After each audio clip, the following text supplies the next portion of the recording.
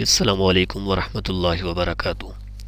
इन page की next class में आज हम फिर हाज़िर हैं और आज की क्लास में मेन्यू बार के अंदर हमारा जो नेक्स्ट ऑप्शन है, पिछली क्लास में हमने पैराग्राफ के ऑप्शन को बड़ी तफसील से देखा था और आज की नेक्स्ट क्लास में हमारे पास जो ऑप्शन है उनको देखेंगे। तो उससे पहले आपसे रिक्वेस्ट है कि अगर आपने हमारे इस चैनल को सब्सक्राइब नहीं किया तो प्लीज़ आप इसको सब्सक्राइब कर लें, दोस्तों के साथ शेयर करें और अगर आपको कोई सीखने में मसला हो रहा है तो आप कमेंट्स में बता के पूछ सकते हैं और हमें बता सकते हैं। चलते हैं अपने लेसन की तरफ। ये मेरे पास इन पेज ओपन है, ठीक है। तो पिछली क्लास में मेन्यू बार के अंदर फॉर्मेट के ऑप्शन में हमने ये दूसरा ऑप्शन जो है पैराग्राफ का, इसको देखा था। आज की जो हमारी नेक्स्ट क्लास है उसमें जो हमारे पास मज़ीद ऑप्शन है उन पे बात करेंगे। तो जल्दी से हम इन ऑप्शन को देख लेते हैं। तो नेक्स्ट ऑप्शन हमारे पास जो है हाइफनेशन का ऑप्शन है। तो ये कोई इतना ज़रूरी ऑप्शन नहीं है, ना इसकी ज़रूरत पड़ती है, तो इसको हम स्किप करके नेक्स्ट ऑप्शन की तरफ चलते हैं। नेक्स्ट है बॉर्डर, ठीक है। बॉर्डर जैसे आप अपनी तहरीर में किसी लाइन को, किसी पैराग्राफ को बॉर्डर देना चाहें तो आप यहाँ से उसको बॉर्डर दे सकते हैं, ठीक है। जैसे मेरे पास ये फर्स्ट लाइन है, हम इसको सिलेक्ट कर लेते हैं। सिलेक्ट करने के बाद बॉर्डर पे आते हैं, ठीक है। ये लिखा अबव बिलो, ठीक है। यानी आपने बॉर्डर कहाँ पे देना है, इससे ऊपर देना है या इससे नीचे बॉर्डर देना है। तो यहाँ से हम इसको अबाव कर लेते हैं, ठीक है, अबाव पे। और यहाँ पे दो ऑप्शन है, इंडेंट और टेक्स्ट, ठीक है। इंडेंट का मतलब है कि आप जो है पूरी लाइन पे जितना आपके पास पेज है, आपका वो बॉर्डर पूरे पेज पे फैल जाएगा, ठीक है। दोनों को हम देख लेते हैं कि पूरे पेज पे उसको फैलाना चाहते हैं या सिर्फ जितना आपका टेक्स्ट है उसके ऊपर आप बॉर्डर देना चाहते हैं, ठीक है। तो यहाँ पे हम पहले टेक्स्ट को देख लेते हैं। टेक्स्ट, ठीक है। उसका स्टाइल आप कौन सा चूज़ करना चाहते हैं, यहाँ से हम उसके स्टाइल को देख लेते हैं। तो यहाँ से हम इसके इस स्टाइल को जो है, ये जो डॉटेड है इसको सिलेक्ट कर लेते हैं, ठीक है। और इसका जो हमारे पास कलर है, फोरग्राउंड कलर ब्लैक है, ठीक है। हम इसी को रहने देते हैं और इसको हम यहाँ से ओके कर लेते हैं, ठीक है। और यहाँ से हमने इसको किया ओके, ठीक है। तो ये आप देख सकते हैं कि हमारी इस लाइन के ऊपर एक छोटा सा बॉर्डर लग चुका है। ये जो आपको इतना सही क्लियर नज़र नहीं आ रहा, ठीक है।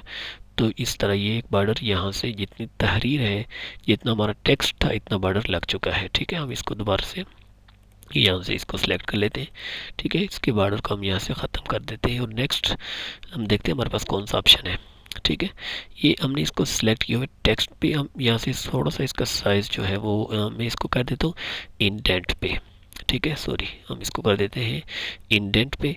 और जो इसका स्टाइल है, हम इसमें आके इसके साइज़ को थोड़ा सा बड़ा कर देते हैं। यहाँ से हम इसको कर देते हैं 2, ठीक है। अब देखें यहाँ पहले सिर्फ जितना हमारा टेक्स्ट था यहाँ तक ये बॉर्डर आ रहा था। अब यहाँ जब हम इसको चेंज करके इंडेंट पे किया तो ये हमारा पूरे पेज पे आ जाएगा, ठीक है। मैंने किया ओके और ये हमने किया ओके, ठीक है। तो यहाँ से सॉरी, बस में एक मिस्टेक है, नहीं, ठीक है। हमारा ये बॉर्डर पूरी इस लाइन पे आ चुका है, ठीक है। ये यहाँ पे क्लियर नहीं है, नीचे हम इस लाइन पे चेक करके देख लेते हैं उसको, ठीक है, ताकि आपको वाज़ेह हो जाए, ठीक है। यहाँ से हम इसको कर लेते हैं इंडेंट स्टाइल, ठीक है। हम इसको कर देते हैं 2 और यहाँ से इसका कलर यही रहने देते हैं और हम इसको कर देते हैं ओके, ठीक है। तो यहाँ पे इसके ऊपर एक बॉर्डर लगना चाहिए, ठीक है। ये हमने इसको किया ओके और ये देख सकते हैं कि पूरे हमारे पेज में इस सेकंड वाले पैराग्राफ के ऊपर एक बॉर्डर लग चुका है, ठीक है। दोबारा से हम इसको सिलेक्ट करते हैं, फॉर्मेट में आते हैं, बॉर्डर पे आते हैं और यहाँ से इसको नन कर देते हैं, ठीक है। सेम वही ऑप्शन है अगर आप इसके नीचे, यानी ये जो आप पैराग्राफ आपने सेलेक्ट किया, लाइन सेलेक्ट की, उसके नीचे अगर आप बॉर्डर देना चाहते हैं तो ये बिलो का ऑप्शन है, यहाँ से आप उसको, सेम वही तरीका है। अगर आप सिर्फ टेक्स्ट जितना है आपका इतना देना चाहते हैं तो टेक्स्ट पे करेंगे, अगर आप पूरे पेज पे करना चाहते हैं बॉर्डर को तो इंडेंट के ऑप्शन पे आप क्लिक करेंगे, ठीक है। और बहुत ही आसान ऑप्शन है, हम इसको कर देते हैं ओके, ठीक है, हम इसको ओके करके हम इसको यहाँ से ख़त्म कर देते हैं। तो ये हमारे पास नेक्स्ट ऑप्शन था बॉर्डर का। नेक्स्ट हमारे पास ऑप्शन है टैब का। ठीक है, टैब जैसे आपने पीछे पैराग्राफ में पढ़ा कि जब आप टैब का बटन प्रेस करते हैं तो आपका जो कर्सर है एक मखसूस नंबर के अंदर वो एक आगे जो है ना वो मूव करता है। ठीक है, आगे की तरफ चला जाता है जो आपका कर्सर ब्लिंकिंग कर रहा होता है पेज के अंदर। तो अगर आप उसको पहले से कहीं मखसूस जगह पे फिट करना चाहें तो ये टैब का ऑप्शन है। हम जब इस पे क्लिक करेंगे, ठीक है, ये हमने टैब के ऑप्शन पे क्लिक किया। ठीक है, अब यहाँ पे देखें ये लाइन हमारी जहाँ पे हमारा कर्सर था वही लाइन हमारी सिलेक्ट हो चुकी है। हम कंट्रोल सेट करके इसको पीछे कर देते हैं। ठीक है, या इसको करने देते हैं। अब देखें हमारे पास ये लाइन जो है ये ब्लैक हो चुकी है और ये हमारे पास एक निशान जो है ये बन चुका है। ठीक है, अब जहाँ पे हम क्लिक करेंगे वहाँ तक हमारा जो है वो जब हम टैब को प्रेस करेंगे तो हमारा कर्सर वहाँ तक मूव होगा। ठीक है जी, मैं जैसे यहाँ पे कर देता हूँ। ठीक है, और दूसरा मैं यहाँ पे कर देता हूँ, तीसरा मैं यहाँ पे कर देता हूँ। ठीक है, अब देखें 1 2 और 3 हमने 3 दफ़ा क्लिक किया। अब क्या होगा कि जब मैं इस लाइन पे आके अपने उस जो है टैब के बटन को प्रेस करूँगा तो पहली दफ़ा यहाँ से लेकर यहाँ तक मूव करेगा, फिर यहाँ से लेकर यहाँ तक, फिर यहाँ से लेकर यहाँ तक मूव करेगा। ठीक है, तो ये हमारे पास ऑप्शन है टैब का। ठीक है, हम इसको ख़त्म कर देते हैं। ठीक है, ठीक है, तो ये हमारा इस लाइन में था। अब यहाँ पे मैं कर्सर रखता हूँ। ठीक है, सॉरी, यहाँ पे मैं टैब का बटन प्रेस करता हूँ। ठीक है, ये मैंने किया टैब। ठीक है, जितना वहाँ पे हमने किया था देखें वहाँ पे टैब का बटन प्रेस होके ये हमारा टेक्स्ट नीचे आ चुका है। ठीक है, अब नेक्स्ट मैं टैब के बटन को प्रेस करता हूँ। ठीक है, जितना हमने टैब का बटन सेलेक्ट किया था इतना हुआ और टेक्स्ट नीचे आ चुका। नेक्स्ट टैब का बटन प्रेस करते हैं तो हमारा ये टेक्स्ट नीचे आ चुका है जितना हमारे पास हमने उसको वहाँ पे सिलेक्ट किया था कि कितना हमारा टैब का बटन जो है जब प्रेस करें तो कर्सर कितना आगे मूव होना चाहिए। ठीक है, आप उसको यहाँ से पहले सेलेक्ट कर सकते हैं। ठीक है, तो ये ऑप्शन दूसरा हमारे पास क्या था, टैब का। ठीक है, टैब के ऑप्शन के बाद हमारे पास है टेक्स्ट रैप। टेक्स्ट रैप क्या है, यहाँ पे चेक लगा हुआ है, आप इसको हमेशा चेक ही रहने दें। ठीक है, यानी इसका फ़ायदा क्या है, यानी अगर मैं अपने इस जो है पेज के बीच में कहीं पे पिक्चर या कोई यहाँ से ऑब्जेक्ट यहाँ पे मैं लाना चाहता हूँ तो होता ये है कि अगर यहाँ पे चेक नहीं लगा होगा तो हमारी जो पिक्चर है या जो ऑब्जेक्ट है, ठीक है, तो हमारी तहरीर उसके आगे पीछे फैलती नहीं है बल्कि उसके पीछे छुप जाती है। ठीक है, तो अगर आप ये चाहते हैं कि आपकी तहरीर आपकी पिक्चर या बॉक्स के पीछे फैल जाए और आपको तहरीर पूरी नज़र आए तो उसके लिए आपको यहाँ पे ऑप्शन इस पे टेक्स्ट रैप के ऊपर आपने यहाँ पे क्लिक ही रहने देना है, इसको चेक रहने देना है। ठीक है, हम इसको देख लेते हैं कैसे। ठीक है, जैसे मेरा कर्सर यहाँ पे है। ठीक है, यहाँ से मैं एक अपनी पिक्चर इंसर्ट कर लेता हूँ। ठीक है, ये क्या है, पिक्चर बॉक्स। ठीक है, यहाँ से क्या है, पिक्चर बॉक्स। ठीक है, अब देख ले मैं इस पर क्लिक करता हूँ, यहाँ पे पिक्चर ले आता हूँ। ठीक है, ये छोटी सी पिक्चर है, हम इसको बड़ा भी कर सकते हैं। तो ये देखें कि ये हमारा टेक्स्ट बिस्मिल्लाहिर्रहमानिर्रहीम और आगे बिस्मिल्लाहिर्रहमानिर्रहीम, तो ये इसके चारों तरफ फैल चुका है। इसके चारों तरफ क्या है, फैल चुका है। हम इसको थोड़ा सा बड़ा कर देते हैं पिक्चर को। ठीक है, तो ये इसके चारों तरफ फैल चुका है। हम पिक्चर को भी सेंटर में कर लेते हैं, यहाँ से हैंड टूल से पकड़ के यहाँ पे हमने इसको सेंटर में कर लिया। तो ये हमारी जो तहरीर है ये चारों तरफ फैल चुकी है हमारी पिक्चर के। ठीक है, तो ये फ़ायदा होता है रैप टेक्स्ट का। अगर आप उस पर चेक करेंगे तो ये होगा, अगर चेक नहीं लगाएंगे तो आप जो पिक्चर या बॉक्स लेके आएंगे तो वो आपकी तहरीर उसके पीछे छुप जाएगी। ठीक है, तो इसके चारों तरफ फैलेगी नहीं। हम इसको जो है वो यहाँ से डिलीट कर देते हैं। हम इसको सिलेक्ट करेंगे और इसको डिलीट कर देंगे। ठीक है, पिक्चर को हमने डिलीट कर दिया। तो ये हमारे पास ऑप्शन था नेक्स्ट, कौन सा, सॉरी, हम इस पेज के बीच में आ जाते हैं और अब हम देखते हैं टेक्स्ट रैप का। उसके बाद हमारे पास ऑप्शन है शॉर्ट टेक्स्ट। शॉर्ट टेक्स्ट का मतलब क्या है कि आपके जो अल्फ़ाबेट हैं, जैसे जो चीज़ अलिफ से लिखी जाती है, पहले अलिफ वाले अल्फाज होंगे, फिर बा वाले, फिर जो है इस एतबार से होंगे। तो उसके लिए क्या करना है आपको, जैसे यहाँ पे मैंने कुछ नेम लिखे हैं। ठीक है, पहले आप इन पे गौर करें। ठीक है। फर्स्ट पे हमने लिखा अमजद, सेकंड पे काशिफ, फिर नवीद, फिर यासर, फिर बाबर, फिर रिजवान। ठीक है। तो आपके ये जो है, अब देखिए पहले है अमजद, उसके बाद बा वाला बाबर आना चाहिए। ठीक है। उसके बाद जो है जो लफ्ज़ इस एतबार से आते हैं हमारे अल्फ़ाबेट के एतबार से, फिर हम इसको सिलेक्ट कर देते हैं। ठीक है। हम सारे इसको सिलेक्ट करते हैं। ठीक है। सॉरी, हमने इसको यहाँ से सिलेक्ट किया।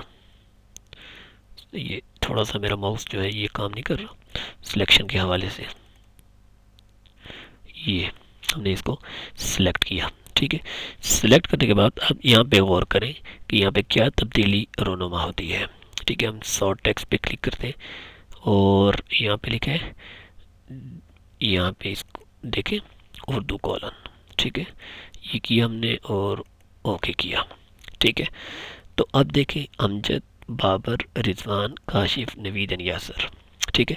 यानी जो लफ्ज़ पहले आता है वो पहले आ जाएगा, जो बाद में है उसके बाद, जो उसके बाद, जो उसके बाद, इस तरतीब से।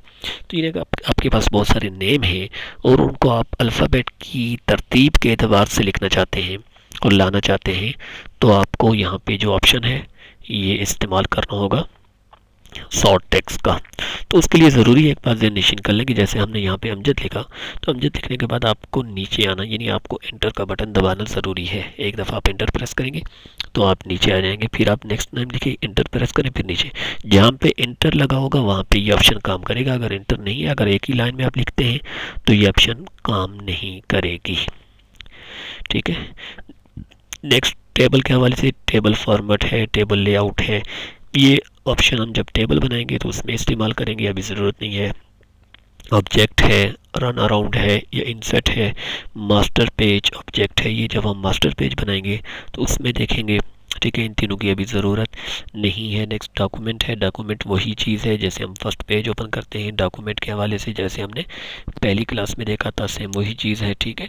कि आपके पेज का साइज़ क्या होना चाहिए, पेज की जो है ओरिएंटेशन क्या होनी चाहिए, ये सारी चीज़ें हम पहले देख चुके हैं। ठीक है। और उसके बाद जो है हमारे पास गाइड्स हैं, और गाइड्स जैसे यहाँ पे तो इनकी ज़रूरत नहीं पड़ती कि यहाँ से आप लगाएं, आप गाइड यहाँ से भी लगा सकते हैं। और अगर आप यहाँ से लगाना चाहें तो आप गाइड के नंबर लिखना यहाँ पे लिखेंगे, वर्टिकल आपको कितनी चाहिए, हॉरिजॉन्टल आपको कितनी चाहिए। आप जितनी भी यहाँ पे लगाएंगे ओके करेंगे तो आपकी गाइडलाइंस आ जाएंगी। लेकिन बेहतरीन तरीका जो गाइडलाइंस का जो पहले आपको बताया जा चुका है, यहाँ से आप उसको पकड़ के यहाँ तक ले आए। ठीक है। ये तरीका है गाइडलाइंस लगाने का। ठीक है। जो आप जहाँ भी उसको रखना चाहते हैं आप उसको रख सकते हैं। ठीक है। तो ये है गाइड्स। उसके बाद है स्टाइल शीट। स्टाइल शीट और डिफ़ाइन कलर, ये दो ऑप्शन जो हैं थोड़े ख़ास हैं, इनको हम देख लेते हैं। स्टाइल शीट, अगर आप अपनी कोई मखसूस स्टाइल शीट बनाना चाहते हैं तो आप उसको यहाँ से बनाएंगे। ठीक है। तो सबसे पहले आप उसको यहाँ से नेम देंगे। ठीक है। तो उसके बाद यहाँ पे एक ऑप्शन है आपके पास न्यू का, इस पर आप क्लिक करेंगे। स्टाइल शीट नेम, आप किस नेम से स्टाइल शीट बनाना चाहते हैं। ठीक है।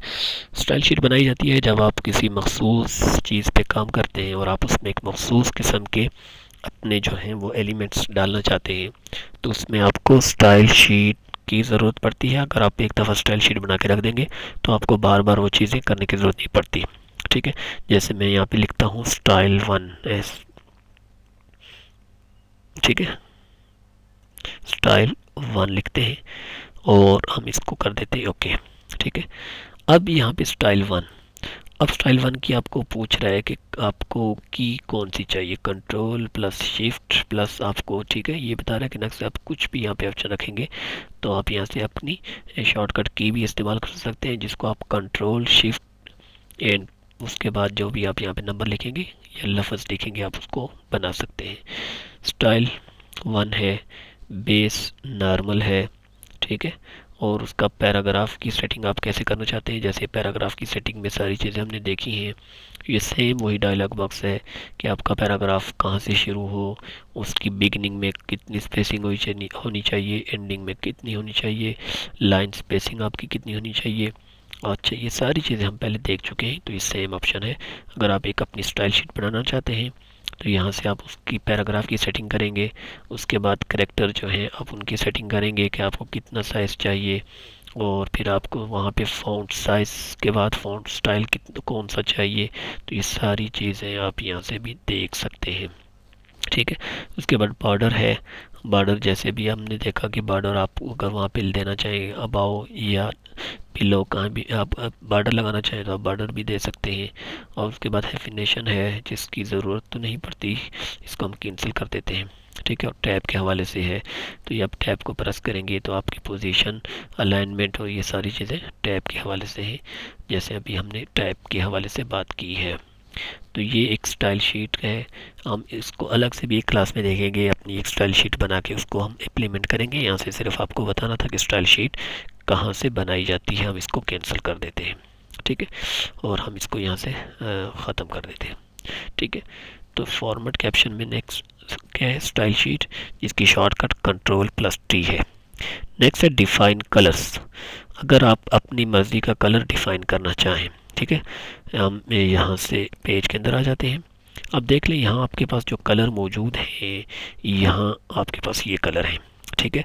वाइट है, ब्लैक है, ग्रे है, रेड है, येलो है, ग्रीन है, सियान, ब्लू, मैजेंटा, ये कलर आपके पास अवेलेबल हैं।